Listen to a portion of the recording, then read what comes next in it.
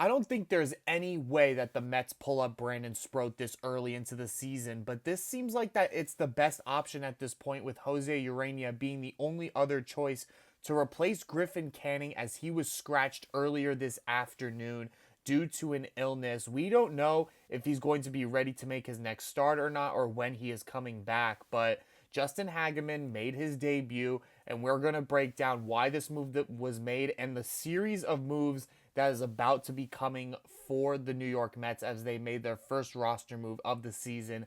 What is going on, everybody? Welcome on into this new edition of Mets Digest with your host, Michael DeAngelo. As you see on the screen, I apologize for all the audio issues that I've been having the last couple of videos. I think I got it all fixed now, so hopefully this one goes clean and for the rest of the videos on. But before I get started, we are at a little under 4,000 subscribers, and I want to hit 4K sooner or later because I want to do a big giveaway on my Twitter for you guys. I will drop my Twitter as soon as we hit 4,000 subscribers, and then I will do a giveaway so that you guys can get some cool Mets memorabilia from me.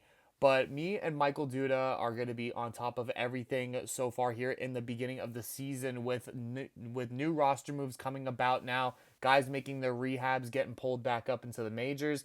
It's going to be, it's prime season now for us. So we're going to get this started here, and make sure you guys subscribe and follow along with all the action and what's going on in Mets world. Now, let's get started. So, Griffen Canning was scratched earlier this afternoon due to an illness, and Justin Hageman made his debut for the Mets this season. Huascar Brazoban was used as an opener at first, and then Hageman gave him three innings pitched and gave up one earned run. There's not much more you can ask of him, as you know he's a 28-year-old right-hander who has no major league experience at all, and was kind of just pulled up because it was his spot in the rotation down in AAA. Brandon Sproat has pitched recently, and so have the other top guys in the rotation in AAA. Jose Urania has only thrown one game so far this season, so with the Mets were really focused on not giving, not messing up that rotation down there in AAA as well as their major league rotation. But Anthony DiComo said earlier this afternoon, initially the Mets wanted to insert a sixth starter into their rotation on Friday to give Kodai Senga an extra day of rest before his next start. Canning's illness forced them to make that move 2 days early, taking top prospect Brandon Sproat and Blade Tidwell off the table to promotions. Those two, as well as older pitchers Jose Urania and Brandon Waddell, have pitched too recently to be available. So that's why Jose Urania wasn't pulled up today to make this start against the Twins, to decide the series, as the Mets ended up giving up a walk-off in extra innings to lose.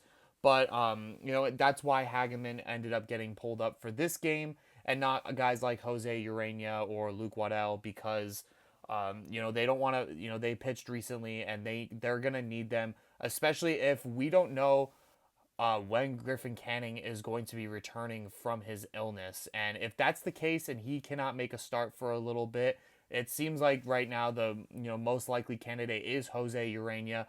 And look, this is a guy that we know has a lot of major league experience, and he's been all around the league with most notably Detroit, the Miami Marlins, and last season with the Texas Rangers. And as you see there, look, sub 4 ERA. And he made 33 appearances last season, so it's not like he's been in AAA down for too long. So this is a guy that can come in and be a spot starter for us while Griffen Canning is recovering. Now, it is easy to say that Griffen is going to be ready to go tomorrow, which Anthony DiComo on Twitter has been pretty confident, and Carlos Mendoza himself is very confident that Griffen Canning will be back in no time to make his next start. So that's when this series of moves is going to be coming for the Mets. So now, with all of this news breaking out about what is going on with this pitching staff and who's coming up, everyone now at this point is just screaming for Brandon Sproat to come up. And I just don't think that should be the case right now. I feel like right now, in today's world of baseball, everyone's really impatient with wanting to bring these prospects up to the major leagues. And it's not just the fans, it's the front office too. There has been multiple instances where we've seen guys pulled up straight from single A, double A, all the way up to the major leagues, and with these aggressive call ups. I mean, part of it is due to the new generation of kids coming up now. They're just so much more athletically advanced at a younger age, which has caused them to be able to do stuff like this. We've seen guys like Paul Skeens and I think it's Ryan Johnson or Dylan Johnson on the Angels, who didn't even go to the minor leagues to come up, because once these guys are going out of their graduate years in college and stuff, they're already like 22, 23 years old. And at this, we've seen guys make their MLB debuts at 19, at 21. So once you hit 22, 23, you could be major league ready at that point. So that's what we're looking at here with Brandon Sproat. And even though he's had a more textbook development than some of these other top prospects, we need to pump the brakes a little bit. This kid should not be making his MLB debut right now. It is April 16th, guys. Wouldn't you want a guy to be, more developed and have more experience under his belt before you come up into the major leagues and are dropping key games against National League opponents that you might have to battle out at the end of the season for a division title or a wild card. We got to face Philly next week for a 3-game series. That's our first time meeting with them. How mad would you be if you see Brandon Sproat go out there and give up 3 runs in a nationally televised game? Like, it's not. Look, he has, shout out to this guy who tweeted this. He has over a 5 ERA right now. And even though he's racking up the strikeouts, I think he had 6 strikeouts in his last start in like 3 or 4 innings.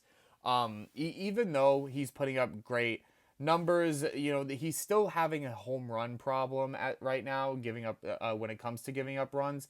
And shout out Vogelbach. But the spot start will be Wednesday, and based on his last start, Sproat wouldn't pitch till earliest Thursday, which is Peterson's day, and then Canning will switch over to Friday, which is what I kind of explained before. And let's be logical, right? Like, we don't want, I don't like pulling up prospects when they're too early to develop. I've been traumatized with it in the past. I'll explain more during my outro, but I think right now, with the situation that we have with the pitching and guys, being able, guys are rehabbing and coming back soon and starting to throw again, there's no reason to rush this man up to the major leagues when you're probably just going to send him back down as soon as guys like Sean Manaea and Frankie Montas come back. Mike Puma already said a few days ago that, that he would be on full day's rest by the time Friday comes around, for that second game against the Cardinals, and that would give Kodai his extra day of rest. So, that's why he seems like the most likely candidate at this point in time. But this was tweeted earlier after today's, or during today's game, that nothing is certain at this point, but Carlos Mendoza is relatively confident in Griffen Canning that he'll be able to start one of the Mets' next 2 games, and that would eliminate the need for another spot starter after today.